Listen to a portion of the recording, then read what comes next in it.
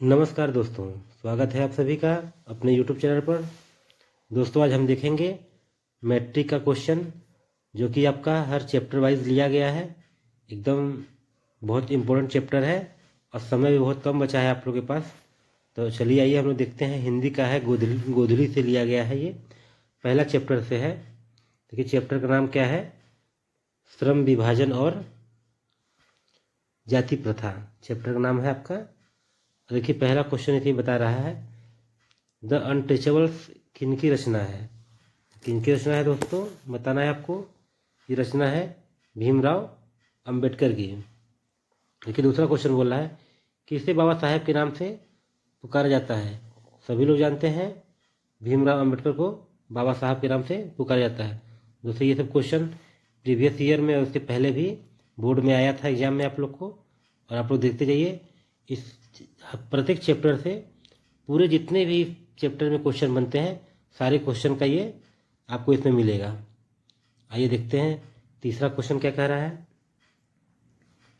कह रहा है बुद्धिज्म एंड कम्युनिज्म किसकी रचना है। किनकी रचना है दोस्तों, ये भीमराव अंबेडकर की रचना है। हूँ आर सुदराज किनकी रचना है। किनकी रचना है, ये भी आपके भीमराव अंबेडकर की रचना है। आइए नेक्स्ट देखते हैं पांचवा क्वेश्चन क्या कह रहा है। कह रहा मानव मुक्ति के पुरोधा किसे कहा गया है। किसे कहा गया है दोस्तों, बताना है आपको। ये भी कहा गया है भीमराव अंबेडकर को। देखिए छठा क्वेश्चन बोल रहा है, भारत में जाति प्रथा का मुख्य कारण क्या है। मुख्य कारण क्या है दोस्तों, तो बेरोजगारी ही मुख्य कारण है। आइए नेक्स्ट देखते हैं सेवन क्वेश्चन क्या कहता है। जाति प्रथा स्वाभाविक विभाजन नहीं है, क्यों। क्यों नहीं है, क्योंकि रुचि पर आधारित नहीं होने के कारण। ये देखते हैं आठवां क्वेश्चन क्या कह रहा है। कह रहा श्रम विभाजन और जाति प्रथा के लेखक कौन है। कौन है लेखक, ये इसी चैप्टर से आपके लिया गया, बताइए, कमेंट करिए अगर आता हो तो। इसके भी लेखक है भीमराव अंबेडकर। देखिए नौ क्वेश्चन क्या कह रहा है, लेखक की दृष्टि में विडंबना की बात क्या है। विडंबना की बात क्या है, जातिवाद के पोषकों की कमी नहीं है, यही विडंबना की बात है। ये नेक्स्ट क्वेश्चन देखते हैं। दसवां क्वेश्चन क्या कर रहा है, लेखक की दृष्टि में आदर्श समाज कैसा होना चाहिए। कैसा होना चाहिए, जिसमें स्वतंत्रता, समता और भ्रातृत्व का भाव हो। लेखक कौन लेखक है, भीमराव अंबेडकर। ये नेक्स्ट देखते हैं 11 क्वेश्चन क्या कह रहा है। ये कह रहा है लेखक बेरोजगारी का प्रमुख और प्रत्यक्ष कारण किसे मानते हैं। किसे मानते हैं, जाति प्रथा को ही बेरोजगारी का कारण मानते हैं। देखिए 12 क्वेश्चन क्या कह रहा है, अंबेडकर की दृष्टि में भाईचारे का वास्तविक रूप कैसा होता है। कैसा होता है, दूध और पानी के मिश्रण की तरह होता है। ये नेक्स्ट देखते हैं 13 क्वेश्चन क्या कह रहा है, भारतीय संविधान के निर्माण में महत्वपूर्ण भूमिका किसकी है। किसकी है, भीमराव अंबेडकर की। सभ्य समाज की आवश्यकता क्या है। क्या आवश्यकता है, श्रम विभाजन। ये नेक्स्ट देखते हैं 15 क्वेश्चन क्या कहता है, निम्नलिखित रचनाओं में से कौन सी रचना डॉक्टर अंबेडकर की है। कौन सी रचना है, बताना है आप लोग को। देखिए द कास्ट इन इंडिया भी रचना इन्हीं का है। The untouchables you are they भी रचना इन्हीं का है। हु आर सुधराज भी रचना इन्हीं का है। यानी कि सारी रचनाएं जो हैं भीमराव अंबेडकर की हैं। देखिए 16 क्या कह रहा है, आधुनिक सभ्य समाज श्रम विभाजन को आवश्यक क्यों मानता है। क्यों मानता है, कार्य कुशलता के लिए। ये नेक्स्ट देखते हैं 17 क्वेश्चन क्या कहता है, श्रम विभाजन और जाति प्रथा पाठ बाबा साहेब के किस भाषण का संपादित अंश है। किस भाषण का है, जेनेसिस एंड डेवलपमेंट का ये है, यानी कि बी आपका सही है।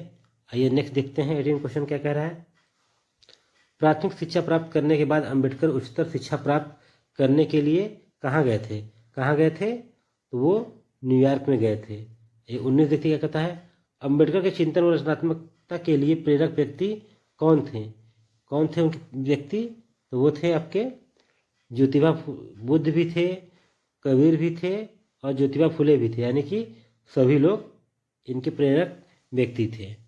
आइए नेक्स्ट देखते हैं 20 क्वेश्चन क्या कहता है,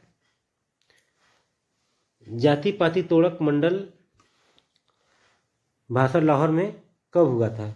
कब हुआ था, 1936 ईस्वी में हुआ था। देखिए 21 क्या कर रहा है, श्रम विभाजन और जाति प्रथा क्या है, क्या है ये आपका एक प्रकार का निबंध है। आइए 22 देखते हैं क्या कह रहा है क्वेश्चन। क्या देखिए, अंबेडकर के भाषण एनिहिलेशन ऑफ कास्ट को किसने हिंदी में रूपांतरित किया। इसको जो था लिखा था, इसको हिंदी में कौन से लेखक ने किया वो आपको बताना है। तो कौन सा लेखक ने दोस्तों किया था ये, ललई सिंह यादव हैं, किशोरी लाल है और आपके मोहन वाजपेयी हैं, इनमें से कोई नहीं। तो ललई सिंह यादव थे जो इनका हिंदी में अनुवाद किए थे। रूपांतर मतलब उसका हो गया आपका अनुवाद। देखिए 23 क्वेश्चन क्या कह रहा है, अम्बेडकर का जन्म किस परिवार में हुआ था। किस परिवार में हुआ दोस्तों, तो दलित परिवार में हुआ था। आइए आगे देखते हैं नेक्स्ट 24 क्वेश्चन क्या कह रहा है। तो कह रहा है, लेखक को इस युग में कहाँ पर विडंबना दिखाई दिया। कहाँ पर विडंबना दिखाई दिया, जातिवाद में। देखिए 25 क्या, डॉक्टर अम्बेडकर के माता का नाम क्या था। माता का नाम क्या था, भीमा बाई। 26 देखिए, डॉक्टर अम्बेडकर ने पीएचडी की उपाधि कब धारण की थी, किस सन में धारण की थी। तो बताना आपको है 1916 ईस्वी में। अगर आप लोग को आता हो तो कमेंट बॉक्स में आंसर दीजिए और रिवीजन करते रहिए, बहुत समय ज़्यादा नहीं बचा है, 1 महीने का समय और है। देखिए 27 क्या कर रहा है, the caste in India their mechanism किनकी रचना है। किनकी रचना है, ये भी रचना आपके भीमराव अंबेडकर की है। 28 देखिए क्या कर रहा है, आदर्श समाज स्वतंत्रता समानता भातृत्व पर आधारित होगा, किसने कहा था। किसने कहा था ये बताइए आप लोग, किसने कहा था। तो भीमराव अंबेडकर ने ही कहा था। ये नेक्स्ट देखते हैं 29 कह रहा है, पेशे का दोषपूर्ण पूर्व निर्धारण करती है। क्या करती है, तो जाति प्रथा पेशे का दोषपूर्ण निर्धारण करती है। 30 देखिए, जाति प्रथा भारत में बेरोजगारी का एक कारण बनी हुई है। कौन सा कारण है, प्रमुख कारण है, प्रत्यक्ष कारण है, यानी कि प्रमुख कारण भी है और प्रत्यक्ष कारण है, यानी कि दोनों कारण इसका है। देखिए 31 क्या कर रहा है, मूक नायक क्या है। मूक नायक क्या है बताना है आप लोग को। तो क्या है, एक प्रकार का पत्रिका है मूक नायक। आइए नेक्स्ट देखते हैं उसके आगे क्या कर रहा है। 32 डॉक्टर भीमराव अम्बेडकर की मृत्यु कब और कहाँ हुई थी। तो कहाँ हुई थी, 1956 में दिल्ली में हुई थी। देखिए 33 क्या कर, डॉक्टर भीमराव अम्बेडकर का जन्म कब हुआ था। तो इनका जन्म कब हुआ था, 14 अप्रैल 1891 में डॉक्टर भीमराव का जन्म हुआ था। आइए नेक्स्ट देखते हैं उसके आगे 34 क्या कह रहा है। क्या देखिए, डॉक्टर भीमराव अम्बेडकर का जन्म कहाँ हुआ था। कहाँ हुआ था, महू मध्य प्रदेश में हुआ था इनका जन्म। 35 देखते हैं, डॉक्टर अम्बेडकर ने किस पत्रिका का संपादन किया। किस पत्रिका किया संपादन, बहिष्कृत भारत। ये नेक्स्ट देखते हैं 36 क्वेश्चन क्या कह रहा है, भारतीय संविधान का निर्माता किसे कहा जाता है। किसे कहा जाता है, भीमराव अम्बेडकर को कहा जाता है। ये 37 क्वेश्चन देखते हैं क्या कह रहा है, डॉक्टर अम्बेडकर का पूछ रहा है आपका। देखिए क्वेश्चन ऊपर चला गया है, देखते हैं। हाँ, डॉक्टर अम्बेडकर का वाग्मय हिंदी के कितने खंडों में प्रकाशित हो चुकी है। रचना उनकी है और कितने खंडों में प्रकाशित हो चुकी है ये आपको बताना है। तो वो रचना जो है वाग्मय 21 खंडों में प्रकाशित हो चुकी है। आइए नेक्स्ट देखते हैं 38 क्या कह रहा है क्वेश्चन। कह रहा है, आधुनिक सब समाज की कार्यकुशलता के लिए किसे आवश्यक मानता है।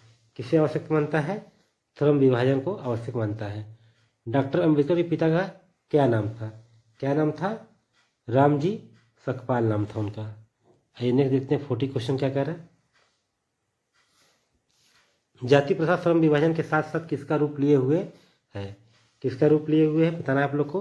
तो श्रमिक विभाजन का रूप लिया हुआ है। ये 41 देखते हैं, डॉक्टर भीमराव अम्बेडकर ने किस प्रथा को आर्थिक पहलू से खतरनाक माना है। किस प्रथा को माना है, जाति प्रथा को माना है। ये नेक्स्ट देखते हैं 42, किनके प्रोत्साहन पर बाबा साहब उच्चतर शिक्षा हेतु निवार गए। किनके कहने पे निवार गए हैं वो, तो क्या नाम उनका है, बड़ौदा नरेश। देखिए 43 क्या, आर्थिक पहलू से भी जाति प्रथा क्या है। लाभदायक है, अनुकूल है, हानिकारक है बताना है। तो क्या है वो? हानिकारक है। आइए 44 देखते हैं क्या कह रहा है। सच्चे लोकतंत्र का पर्याय है। सच्चे लोकतंत्र का पर्याय क्या है? भाईचारा है। 45 देखिए क्या कहता है। बाबा साहेब द्वारा रचित पुस्तक है। कौन सी पुस्तक रचित इनके द्वारा है? देखिए जेनेसिस एंड डेवलपमेंट भी बाबा साहब के द्वारा रचित है। बुद्धिज्म एंड कम्युनिज्म भी इनके द्वारा रचित है। और बुद्धा एंड हिज धम्मा भी उनके द्वारा रचित है। यानी कि इनमें से सभी पुस्तक बाबा भीमराव द्वारा रचित है। आइए नेक्स्ट देखते हैं 46 क्या कह रहा है। तो कह रहा है श्रम विभाजन और जाति प्रथा शीर्षक किनके द्वारा हिंदी में रूपांतरित किया गया है? देखिए इनके द्वारा रूपांतरित किया गया है ललई सिंह यादव के द्वारा। आधुनिक मनु कहा गया है। किसको आधुनिक मनु कहा गया है? तो अंबेडकर को, डॉक्टर भीमराव अंबेडकर को आधुनिक मनु कहा गया है। आइए 48 देखते हैं क्या कह रहा है। देखिए कह रहा है दोस्तों विडंबना का अर्थ है। विडंबना का क्या अर्थ है? उपहास। उपहास मतलब मजाक। आइए 49 देखते हैं क्या कह रहा है 49। भारत की राष्ट्रीय क्षमता का पूर्ण विकास किस व्यवस्था में संभव है? किस व्यवस्था में संभव है? समाजवादी व्यवस्था में आपका संभव है। देखिए 49 क्वेश्चन आपका बना लगभग एक चैप्टर से। पहले चैप्टर से इससे ऊपर कोई क्वेश्चन नहीं बन सकता है। तो इस इतना क्वेश्चन आप लोग देख लेंगे तो श्योर है इस चैप्टर से कोई और क्वेश्चन नहीं बनेगा। अब देखिए दूसरा चैप्टर से यह क्वेश्चन लिया गया है और जितने भी क्वेश्चन महत्वपूर्ण क्वेश्चन इसमें बनता है इसके अलावा कोई क्वेश्चन नहीं बनेगा। देखिए 20 के दांत चैप्टर है और देख लीजिए इसमें क्वेश्चन जितने हैं इसके अलावा कोई क्वेश्चन इस चैप्टर से नहीं बनेगा। देखिए पहला क्वेश्चन क्या कह रहा है। सेन साहब के पास किस रंग का मोटर कार है? सभी लोग जानते हैं किस रंग का मोटर कार है। किस रंग का है? काला रंग का मोटर कार था सेन साहब के पास। आइए देखिए दूसरा देखते हैं कि क्वेश्चन कह रहा है 20 के दांत शीर्षक पाठ किस कहानी संग्रह से लिया गया है? किस कहानी संग्रह से लिया गया है? ये 20 के दांत तथा अन्य कहानियां संग्रह से ये लिया गया है। देखिए तीसरा क्या कह रहा है। वाफिक शब्द का अर्थ क्या है? वाफिक शब्द का अर्थ क्या है? वाफिक मतलब होता है परिचित। ये चौथा देखते हैं क्वेश्चन क्या कह रहा है।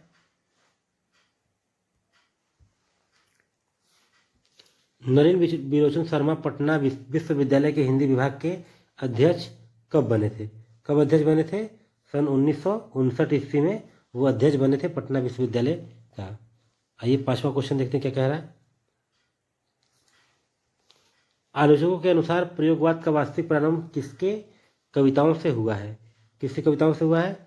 नरेंद्र बिलोचन के कविता से यह आपका हुआ है। प्रयोगवाद का विस्तार मानते हैं इसको। अब छठवां देखिए क्वेश्चन क्या कह रहा है। नरेंद्र बिलोचन शर्मा की कहानियों में किसके तत्व समग्रता से उभर कर आए हैं? किसके तत्व आए हैं? तो मनोवैज्ञानिकता का तत्व जो है उभर कर आया है। देखिए 7 क्या कह रहा है। 20 के दांत कहानी किस वर्ग के अंतर्विरोधों को उजागर करती है? किस वर्ग की उजागर करती है? तो करती है आपके मध्यम वर्ग के अंतर्विरोधों को उजागर करती है। आइए 8वां देखते हैं क्वेश्चन क्या कर रहा है। कह रहा है खोखा खोखी किस भाषा का शब्द है? किस भाषा का शब्द है आपका? ये बंगला भाषा का शब्द है। 9वां देखिए सेन साहब की कितनी लड़कियां थीं? बताना है आप लोग को। कितनी लड़कियां थी सेन साहब की? तो लड़कियां थी 5। आइए 10वां देखते हैं। सोफर शब्द का अर्थ है। सोफर शब्द का क्या अर्थ है बताना है आप लोग को। तो सोफर का मतलब होता है ड्राइवर होता है। आइए नेक्स्ट देखते हैं 11 क्वेश्चन क्या कह रहा है। ये कह रहा है ऐसे ही लड़के आगे चलकर गुंडे चोर डाकू बनते हैं। यह पंक्ति कहानी के किस पात्र ने कही है? ये 20 की दांत कहानी में है। ये शब्द कौन बोला है उसका नाम आप लोग को बताना है। तो कौन बोला है? सेन साहब बोले हैं। देखिए 12 क्या कह रहा है। नरेंद्र बिलोचन शर्मा की मृत्यु कब हुई थी? कब हुई थी? 12 सितंबर 1961 को हुई थी। आइए नेक्स्ट देखते हैं 13 क्वेश्चन क्या कहता है। कह रहा मदन अक्सर किसके हाथों से पिटता था? किसके हाथों से पिटता था मदन? बताइए। तो अपने पिता के हाथों से वो अक्सर पिटता था। 20 के दांत शीर्षक कहानी के कहानीकार कौन है? कौन है जान रहे हैं आप लोग? नरेंद्र बिलोचन शर्मा इस कहानी के लेखक हैं आपके। आइए नेक्स्ट देखते हैं 15 क्वेश्चन क्या कह रहा है। कह रहा है गिरधर लाल कौन है? गिरधर लाल कौन है बताइएगा। तो आपके मदन के पिता जो है उनका नाम क्या है? गिरधर लाल। ये 16 क्वेश्चन देखते हैं क्या कह रहा है। 16 क्वेश्चन कह रहा है सेन साहब की पांचों लड़कियां कैसी थीं। बताना है आप लोग को कि उनकी पांचों लड़कियां जो कैसी थी, तो कैसी थी, सुशील थी। और देखिए 17 देखिए सेन साहब अपने पुत्र खोखा को बनाना चाहते थे। क्या बनाना चाहते थे? बिजनेसमैन या इंजीनियर। और देखिए मदन की उम्र क्या थी। बताना आपको मदन की उम्र क्या थी, तो 5-6 साल उम्र मदन की थी। आइए 19 क्वेश्चन देखते हैं क्या कहता है।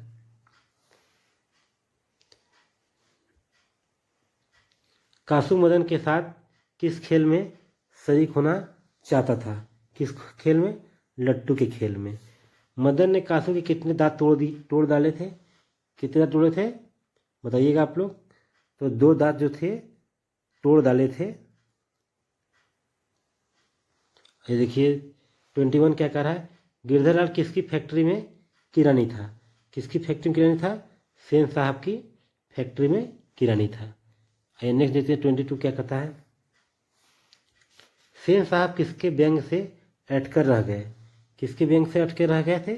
पत्रकार महोदय के व्यंग से। मदन किसका पुत्र था? मदन किसका पुत्र था आपका? गिरधर का पुत्र था मदन। देखिए 24 देखिए 20 के दांत पाठ की विधा है, कौन सी है? निबंध है, कविता है, कहानी है? बताना आपको क्या है, तो 20 के दांत एक कहानी है। आइए नेक्स्ट देखते हैं 25 क्वेश्चन। सेन साहब की कार की कीमत है, कितना कीमत से सेन साहब कार की थी? तो 7,500 रुपया। नरेंद्र बिशन शर्मा का जन्म कब हुआ था? कब बताइए कब हुआ था? तो 18 फरवरी 1916 में हुआ था इनका जन्म। आइए नेक्स्ट देखते हैं क्या कहता है क्वेश्चन। नरेंद्र बिशन शर्मा का जन्म कहाँ हुआ था? कौन सा स्थान पे हुआ था बताना आप लोग को। तो बदरघाट पटना में हुआ था। ये 28 कह रहा है नरेंद्र बिशन शर्मा के पिता का नाम क्या था? उनके पिता का नाम क्या था बताइए आप लोग। पंडित रामावतार शर्मा। ये नेक्स्ट देखते 29 क्या कह रहा है। नरेंद्र बिशन शर्मा के माता जी का क्या नाम था? तो माता जी क्या नाम था उनके? रत्नावती शर्मा। आइए देखते हैं हम लोग 30 क्वेश्चन क्या कह रहा है। दृष्टिकोण किनकी रचना है? किनकी रचना बताना आप लोग को। तो रचना है हम लोग के जो राइटर है कौन है? नरेंद्र बिशन शर्मा, इन्हीं की रचना है। आइए नेक्स्ट 31 देखते हैं। आइए देखते हैं 31 क्वेश्चन क्या कह रहा है। लड़कियां क्या हैं कठपुतलियां, इसे किसे इस बात पर गर्व है? किसे गर्व है? तो उनके माता पिता को गर्व था। 32 देखिए क्या कह रहा है। मोटर कार को किससे खतरा हो सकता था? किससे खतरा हो सकता था? तो खोखा से खतरा हो सकता था। आइए नेक्स्ट देखते हैं 33 क्वेश्चन क्या कह रहा है। कह रहा है देखिए सेन साहब की आंखों का तारा है, कौन आंखों का तारा बताइए। कार है, खोखा है, खोखी है, उपयुक्त सभी है, तो कौन था? तो सेन साहब की आंखों का तारा जो था खोखा था। ये 34 देते हैं। खोखा के दांत किसने तोड़े? किसने तोड़ा था? मदन ने खोखा दांत तोड़ दिया था। आइए नेक्स्ट 35 देखते हैं क्या कह रहा है क्वेश्चन। कि महल और झोपड़ी वालों की लड़ाई में अक्सर महल वाले ही जीतते हैं, पर उसी हालत में जब दूसरे झोपड़ी वाले उनकी मदद अपने ही खिलाफ करते हैं। किस पाठ की पंक्ति है? किस पाठ की पंक्ति बताना है। तो आपका जो चैप्टर है उसी से लिया गया है ये, यानी कि 20 के दांत से लिया गया है। देखिए 36 क्या कर रहा है।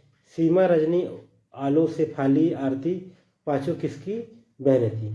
किसकी बहनें थी पाँचों? बताना है आप लोग को, बताइए। तो पत्नी किसकी किसकी बहनें थी? तो खोखा की बहनें थी। ये 37 देखते हैं क्या कह रहा है क्वेश्चन।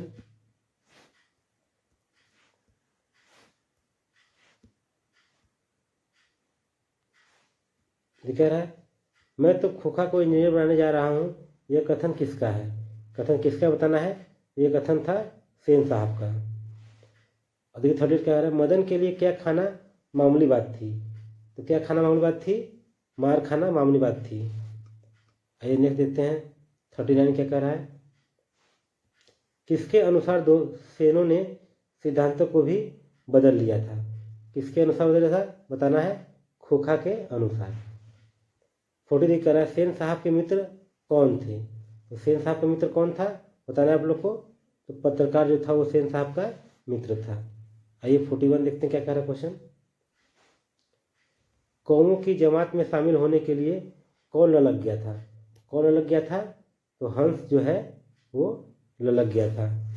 ये 42 देखते हैं। सेन साहब की मोटर कार थी, कैसी मोटर कार थी बताना है। तो स्ट्रीमर इड थी, नाम याद कर लीजिएगा। ये 43 देखते हैं क्या कह रहा है। सेन साहब ने किससे खूब फटकार लगाई? किससे खूब फटकार लगाई सेन साहब ने? गिरधर लाल को लगाई थी। ये 44 देखिए। किससे मोटर की चमक दमक में कोई खतरा नहीं था? किससे नहीं था? तो सेन साहब की पुत्रियों से कोई खतरा नहीं था। नेक्स्ट देखते हैं 45।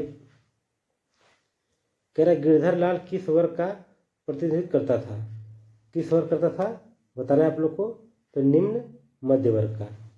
एक 46 देते हैं। नलिन विश्व शर्मा कथ्य शिल्प तथा भाषा आदि स्तरों पर आग्रही थे। किसके आग्रही थे बताना आप लोग को। तो नवीनता के आधार पर आग्रही थे, क्योंकि इनकी रचनाओं में नयाकरण मिलता था। ये 47 देखते हैं क्या कह रहा है। 47 में आपका वो चैप्टर खत्म, दूसरा हो गया। तीसरे चैप्टर देखिए लिया गया है भारत से हम क्या सीखें।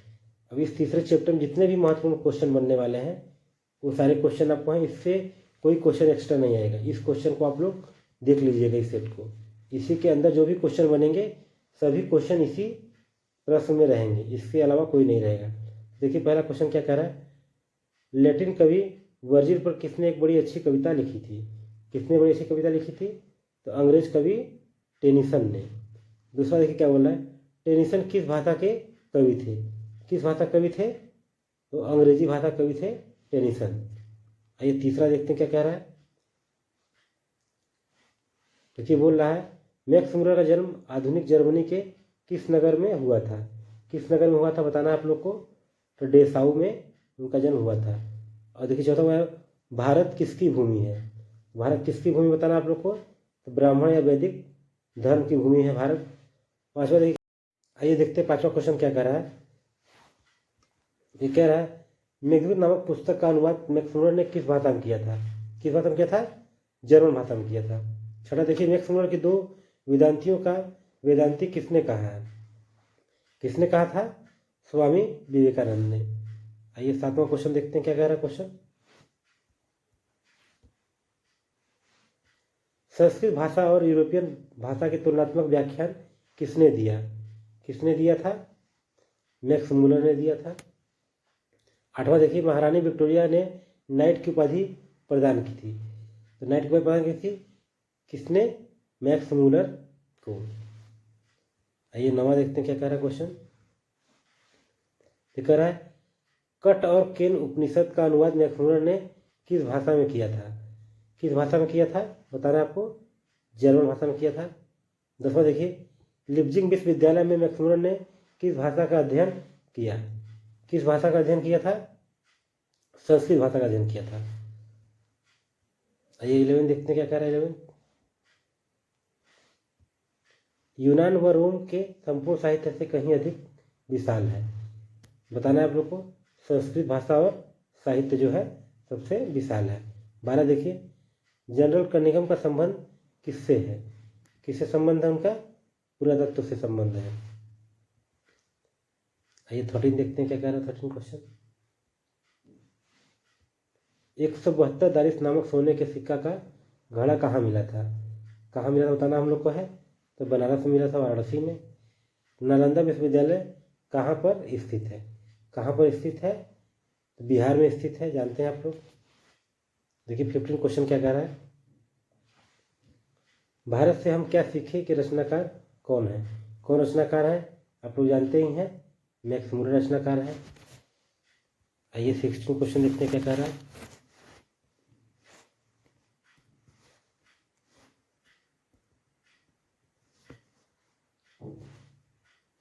ये कह रहा है निर्वंश विद्या का संबंध किससे है? किससे है? मानव विज्ञान से है। वारेन हेस्टिंग था, कौन था? भारत का गवर्नर जनरल था। ये 18 क्वेश्चन देखते हैं क्या कह रहा है। तो ये कह रहा है दारिस क्या है? दारिस क्या है? तो सोने की एक प्राचीनतम प्राचीनकालीन सिक्का जो है उसका नाम था दारिस। 19 देखिए, प्लेटो का संबंध किस देश से है? किस देश से संबंध था प्लेटो का? यूनान से संबंध था। ये 20 क्वेश्चन देखते हैं क्या कह रहा है। ये कह रहा है शाहनामा का रचना काल है। किस सन में रचना किया गया था शाहनामा?